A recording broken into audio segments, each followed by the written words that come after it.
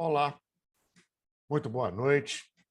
Sejam mais uma vez bem-vindos à TV Galáctica, nas lives das sextas-feiras, 21 horas, 21h15, neste espaço que me foi ofertado pelo Wagner Dorim, a Karen Rodrigues, aos quais agradeço muitíssimo, sempre pela oportunidade, por este horário, agradecendo também a Clarissa, que me põe no ar, responsável pela logística, e especialmente a todos vocês que estão aí nos assistindo, nos acompanhando, e, como sempre digo, investindo seu precioso tempo neste trabalho.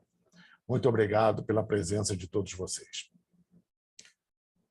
O tema de hoje, como podem observar pelo fundo, trata-se da Amazônia, mais especificamente sobre a cidade perdida de Acacor, em que para muitos é uma lenda, para outros é um fato, para outros é uma possível descoberta. Enfim, como nós sabemos, todo mito, toda lenda é baseado no seu cerne, num fato, em algo real, em algo que aconteceu. E a Amazônia, ela contém mistérios insondáveis. E não é à toa que é cobiçada pelo mundo inteiro. Longe dessa história de que a Amazônia é o pulmão do mundo, etc. A cobiça em cima da Amazônia não é de hoje. E hoje em dia está muito mais intensificada por vários motivos. Longe, muito longe de ser algo realmente ecológico, preocupante em relação, ou preocupador, melhor dizendo, em relação ao meio ambiente. E agora, de muito tempo já, com algumas áreas desmatadas, podemos observar registros no solo de civilizações antigas que lá já estiveram e que, obviamente, eram refutadas até pouco tempo atrás. Porque a selva, obviamente, cobriu tudo e ela cobre em pouquíssimo tempo. Nós tivemos um grande exemplo agora durante a pandemia, quando o isolamento esteve no seu auge, a natureza se recuperou rápido. Muito rapidamente, vimos ela se recuperar nos oceanos, nos rios e no seu ambiente natural, em termos de florestas, matas, etc. Então, quando extrapolamos para milhares e até mesmo milhões de anos, muitas alterações a natureza provoca. Então, as descobertas feitas que não foram levadas em consideração, por exemplo, por Bernardo Azevedo da Silva Ramos, na década de 30, além de outros pesquisadores, principalmente fora do Brasil, especialmente na Inglaterra e na Alemanha, mostraram evidências e documentações, como já foi dito aqui em lives anteriores, sobre a presença de hebreus, caldeus, egípcios, romanos e outros povos aqui no Brasil. Além dos fenícios, principalmente os fenícios. Muito bem, em lives anteriores também falamos sobre o Planalto Central, a Amazônia, tendo sido parte do grande continente Atlântico, isso remontando muitos milhares de anos e até milhões de anos. Evidentemente que num tempo, nessa escala, muitas evidências ficaram, obviamente, ocultas e outras tantas desapareceram. Mas temos evidências suficientes para, obviamente, contradizer muitas questões, até mesmo históricas e arqueológicas, que até então acreditávamos, principalmente aqui na América do Sul. E a Amazônia não é diferente. As histórias sobre pirâmides na Amazônia, cidades perdidas, enfim, se perde na noite dos tempos. E, obviamente, se isso tudo fosse história, se isso tudo fosse fantasia, invencionice, balela, outros países não enviariam expedições aqui, principalmente no início do século XX, para tentar descobrir alguma coisa, que é o caso da expedição do coronel Percival Fawcett, financiado, patrocinado pelo Real Instituto Geográfico Britânico e pela própria coroa britânica. Aí eu pergunto, como já perguntei outras vezes, qual o interesse da coroa britânica patrocinar uma expedição no Brasil na década de 20. Se hoje naquela região não tem nada, só selva e índio, na década de 20, obviamente, nem pensar que pudesse ter alguma coisa. E ele incursionou na Amazônia peruana, no norte da Bolívia, a Amazônia boliviana e grande parte do Brasil, no Mato Grosso e Amazônia, no Amazonas. Tendo desaparecido no Rio das Mortes, à beira da Serra do Roncador. Pela história oficial, foi morto a bordonadas por índios.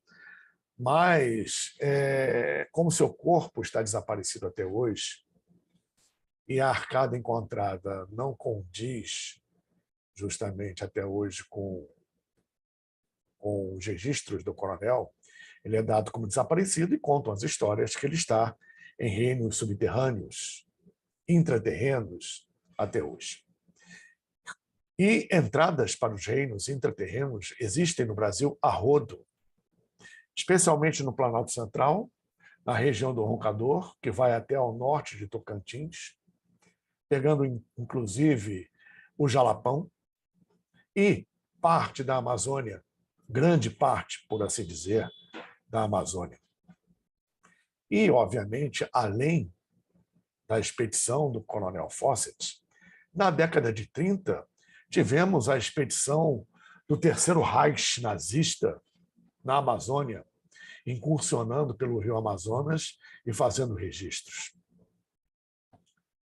É sabido que a Alemanha, naquela época, enviava expedições arqueológicas pelo mundo inteiro em busca de conhecimentos, documentações antigas e, principalmente, artefatos antigos que constam nas escrituras sagradas, nos livros sagrados das civilizações antigas. Ele procurou pela Arca da Aliança, Hitler procurou também pela Lança de Longinos, além de outros artefatos, que, supostamente, pelos mitos, pelas lendas, pelas histórias, dariam, melhor dizendo, poder, um poder vibracional incomensurável ao seu portador. E isso não foi diferente nas incursões nazistas na Amazônia, procurando algumas cidades ditas perdidas na Amazônia. Temos documentação, fotos da presença do Reich na Amazônia. Temos as declarações de um alemão que se fixou na região, interagiu com índios, inclusive com tribos indígenas, segundo as histórias, bem no interior da Amazônia, de pele branca, olho azul. E hoje conhecido como Tatum Canara, ele relata histórias sobre a grande cidade perdida de Acacor, que tem uma ligação, seja ela direta ou indireta, com a chamada lenda do Eldorado. Supostamente uma cidade mítica, toda em ouro, ou armazenando quantidades incomensuráveis de ouro. A questão do Eldorado, em verdade, ela transcende muito a questão física do ouro palpável em si. Esse ouro pode ser simbólico em relação à grande estrutura que, naquela época, em relação à Atlântida, era um grande centro das cidades atlantes na Amazônia, principalmente a chamada Quarta Cidade, que é do Planalto Central até o meio da Amazônia, mais ou menos. E, na verdade, não era chamada cidade, e é assim chamada cidade, até hoje pelos ocultistas, pelos teósofos, eubióticos, mas é uma região imensa. Uma das 8 cidades antigas Atlantes, onde no Brasil tivemos a quarta cidade dessas 8. Em verdade, 7, e a síntese dessas 7 formando a 8ª cidade. E essa 8ª cidade existia numa representação física, e a cidade original ainda existe, e é a sede do governo oculto espiritual do mundo, a sede do comando espiritual do mundo, sob os auspícios da cúpula que aqui rege, ligado à cúpula do Sistema Solar, do Logos, etc., conhecida como Lord Melquisedeque. Então, isso ainda está ligado de uma forma muito sutil a cidades perdidas pelo mundo inteiro, diga-se perdidas, entre aspas, perdidas para a humanidade atual, para o nível consciencial, vibracional e evolutivo da humanidade atual, que faz ouvidos moucos e dá de costas a esse tipo de coisa, né? Tanto que a chamada lenda de Shangri-La, famosa no Tibete por suas histórias e pelos relatos dos gelupas xamânicos tibetanos e do budismo tibetano, especialmente pela escola Nyingma, né, que virou filme antigo, Horizonte Perdido, a história de Shangri-La, é uma referência muito interessante dessas cidades perdidas. E a lenda que oferece mais perigo, vamos dizer assim, e uma curiosidade por demais instigante, é aqui no Brasil, a cidade perdida de Acacor. Percival Fawcett, na sua expedição, mantinha em sua posse um artefato, uma estatueta, melhor dizendo, sabe-se lá como ele conseguiu isso, que, segundo ele, era originário de uma cidade perdida que ele estava procurando na Amazônia. Não se sabe se é Acacor, especificamente, mas ele estava à sua procura, à procura de uma cidade perdida, da onde vinha a estatueta que ele portava. Uma estatueta muito interessante, uma figura humana, onde a indumentária do tórax para cima se assemelhava à indumentária antiga egípcia e do tórax para baixo se assemelhava ao que os maias utilizavam. E essa estatueta portava no seu abdômen, no seu tórax, uma placa com inscrições hieroglíficas, simbolismo, que até hoje não foi decifrado. E, como foi dito, procurava-se por isso na Amazônia, tá? Provavelmente ligado a Acacor. E ele teve um fim trágico, como todos os pesquisadores que vasculham a expedição, a vida e o propósito do Coronel Fawcett, que inspirou o personagem Indiana Jones, né? Fazem até hoje.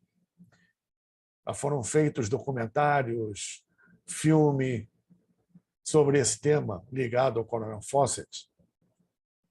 E, provavelmente, a procura sobre Acacor deve ter sido uma das pautas mais importantes, se não a mais importante, da expedição do Terceiro Reich pela Amazônia, principalmente Rio Amazonas, subindo o rio.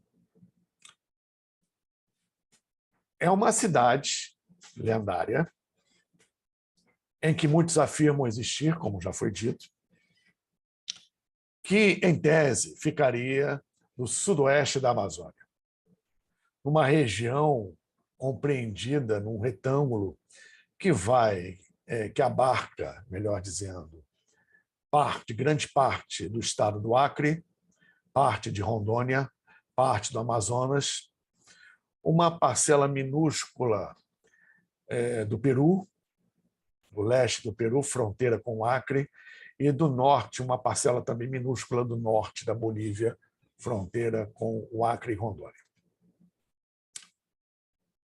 E nessa região estaria, em algum lugar ignorado, a cidade de Acacó. Em verdade, todos que se envolveram mais diretamente na busca por Acacó tiveram uma morte trágica e suspeita, como, por exemplo, além de Percival Fawcett, o alemão Karl Brugger, que na década de 70 escreveu um livro, Die Chronik von Acacó, alemão, traduzindo as Crônicas de Acacó. Esse livro teve uma edição limitada e foi retirado rapidamente das prateleiras, e o seu autor, Karl Brugger, ainda jovem, foi assassinado em plena luz do dia no bairro de Ipanema, no Rio de Janeiro, na rua Prudente de Moraes. Foi assassinado com um tiro.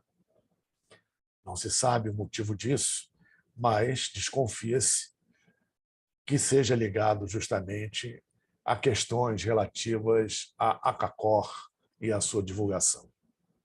Então, todos que se envolvem diretamente com este tema, com esta busca, com esta procura, em que na Amazônia existem pessoas que conhecem informações muito boas e repassam essas informações de uma forma extremamente limitada, por motivos óbvios, tá?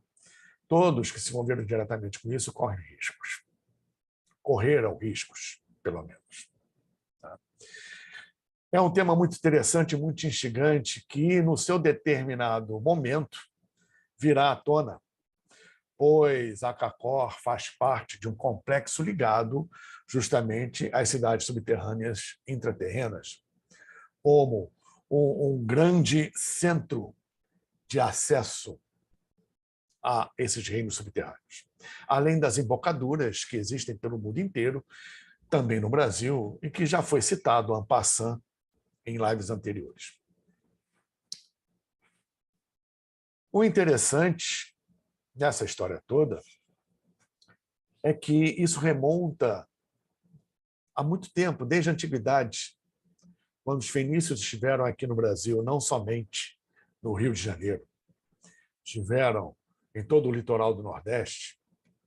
Na verdade, 2 grandes centros de governo fenício ocorreram no Brasil, cujo centro foi a região que hoje é Salvador, o Reino Fenício do Norte e o Reino Fenício do Sul, cujo centro de comando é a região relativa ao Rio de Janeiro, e o seu respectivo sistema geográfico, incluindo Petrópolis, Teresópolis, etc., naquela época, 1800 a.C., aproximadamente.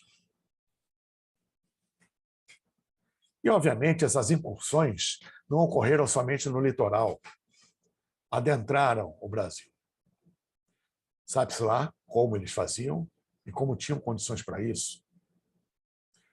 Uma vez que, milhares de anos antes, os atlantes que já aqui estavam percorriam e fundavam determinadas cidades e núcleos nessas regiões.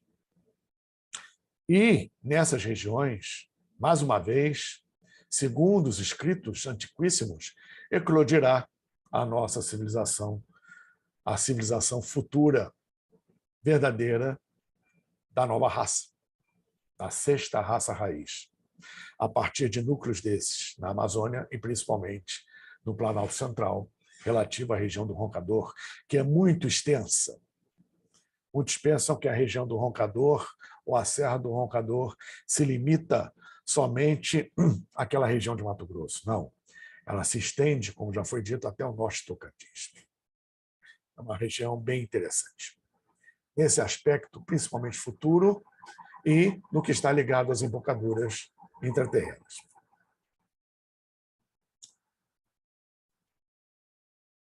além da questão relativa aos fenícios, por algum motivo que não sabemos ainda, o conquistador do Peru, Francisco Pizarro, enviou um dos seus braços direitos, Orellana, a uma expedição à Amazônia para descobrir o Eldorado e descobrir o que ele ainda não sabia, em termos de nome, o que hoje conhecemos como Acacor. E foi a primeira expedição que se tem notícia, documentada historicamente, nesse período histórico nosso, após o dilúvio, após a queda da Atlântida, de 10.000 a.C. até hoje, é a primeira expedição documentada europeia na Amazônia, a partir de Francisco Pizarro, descendo a Amazônia, o rio Amazonas, no Peru, indo até a Baía do Sol, Ilha de Marajó. E, obviamente, parando em alguns locais, dentro da selva, e tendo contato com figuras e situações para lá de exóticas. Existe um relato muito interessante que eu vou passar para vocês. Pela primeira vez, numa live minha, eu vou ler, porque é muito interessante em relação ao assunto. Vou aqui puxar o texto. Só um momento. Pronto. É um texto que faz parte de um PowerPoint de uma palestra presencial sobre o Terceiro Reich na Amazônia, que eu ministrei há alguns anos. Esse slide aqui, esse texto é chamado Caminhos de Orellana.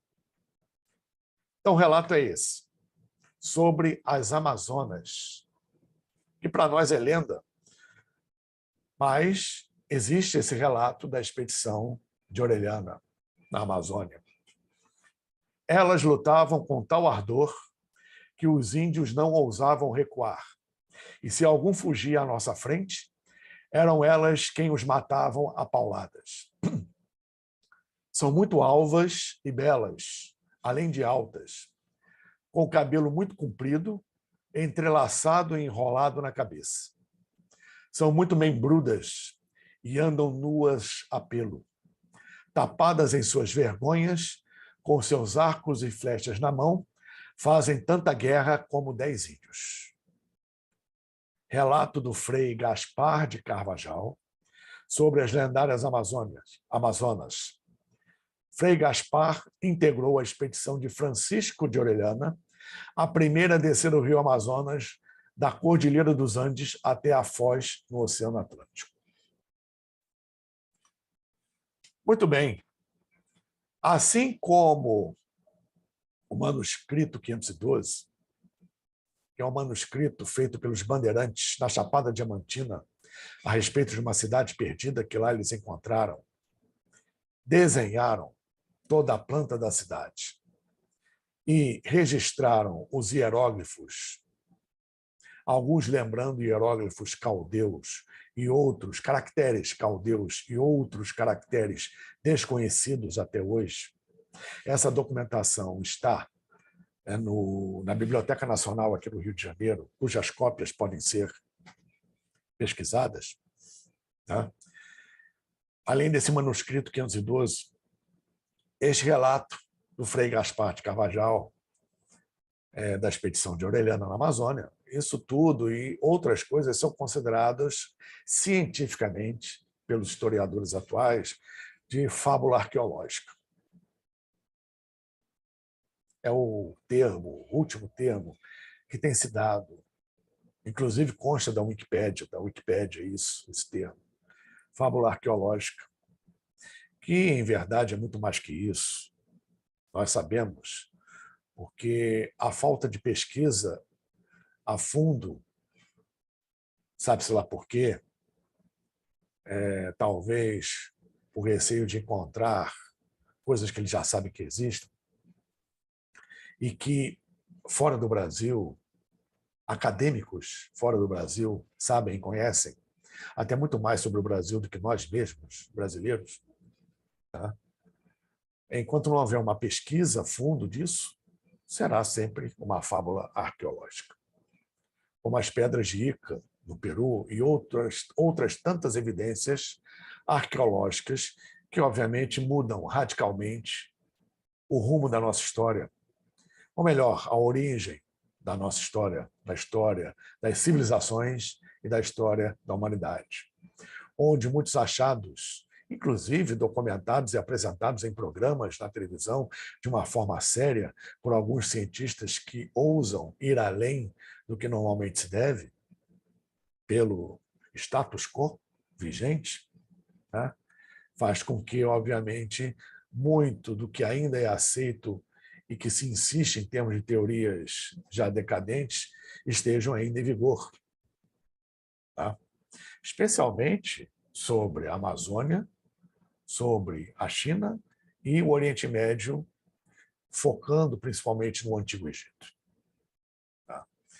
Então, temos essas situações e temos um Brasil riquíssimo em todos os sentidos, inclusive na sua própria história, que é muito anterior ao chamado descobrimento, entre aspas.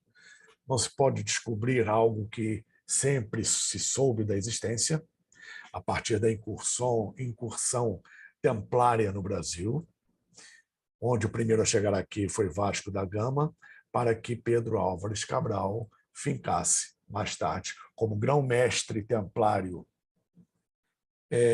colocado na posição de navegador, assim como outros mestres templários. Aliás, na verdade, naquela época não existia o termo grão-mestre, eram mestres, a ordem templária, que foram passados a navegadores e já sabiam que existia aqui nas Américas e no Brasil.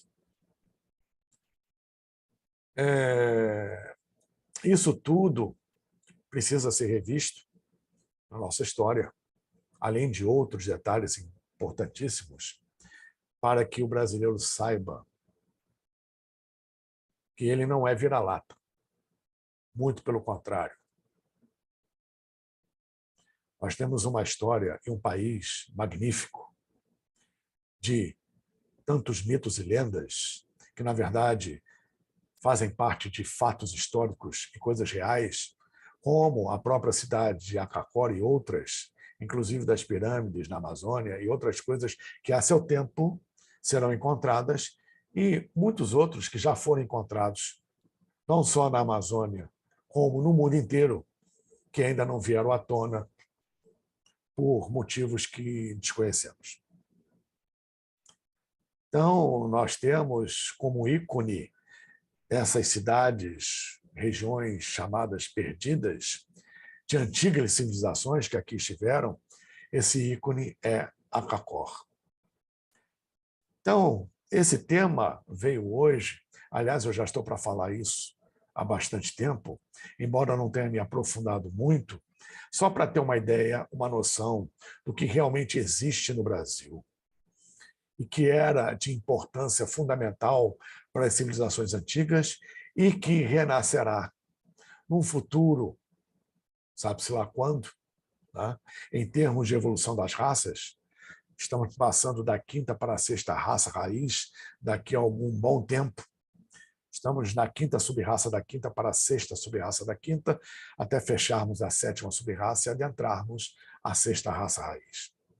Que é um momento de afloramento de muita coisa, o momento da chegada do chamado retorno dos deuses, em definitivo, o momento do afloramento de civilizações intraterrenas, subterrâneas, muito mais avançadas do que nós imaginamos, no momento que a humanidade vai estar preparada para isso, longe de ser agora. Tá? Como diz a profecia oriental, quando as nações caírem, será o momento de revitalização e o afloramento de tudo que está oculto, que já começou. E estamos nesse processo, inclusive acelerativo, para a manifestação do próximo avatar, do Buda Maitreya, como os tibetanos assim entendem, como Kalki Avatara, como os hindus assim entendem, a manifestação de Bhagavad, o Cristo do Oriente, segundo eles, o retorno do imã Mahdi, desaparecido, irmão do imã Hussein, que restabeleceu o Islã e é aguardado pelos muçulmanos, o Messiá, onde todo o judaísmo aguarda a vinda do Messias, a segunda vinda do Cristo para os cristãos, ligado ao advento templário do Quinto Império,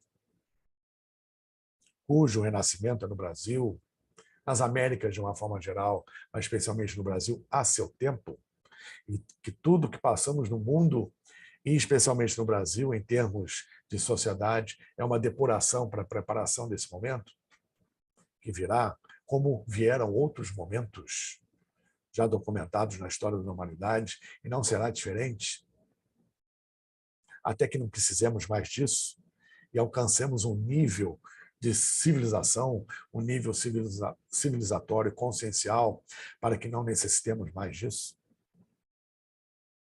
Então, tudo a seu tempo, no seu momento, embora acelerado para esse processo, onde os nomes que eu citei nada mais são do que nomes diferentes, de lugares diferentes, culturas diferentes, para uma mesma coisa, para uma mesma manifestação a nível planetário, que, segundo os entendidos, ocorrerá aqui no Brasil.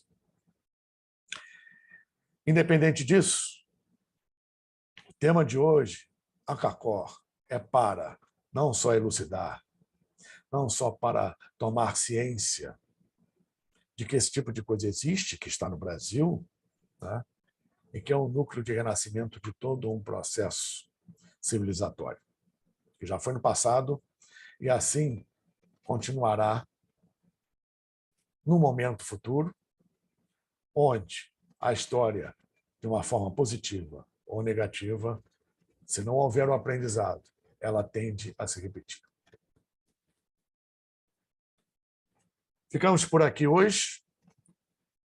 Essa live, por conta do tempo que nós temos reduzido, ela provavelmente terá uma continuação, esse tema. Agradeço muitíssimo a todos vocês que aqui estiveram, principalmente a Karen Rodrigues, o Wagner Dorim, TV Galáctica, junto com a Clarissa, também TV Galáctica, que proporciona a minha aparição aqui para vocês, esta live, toda a estrutura, a logística. E mais uma vez a vocês por estarem aqui nos acompanhando, prestigiando até agora o nosso trabalho. Muito obrigado a todos vocês. Tenham um bom final de semana, um bom carnaval.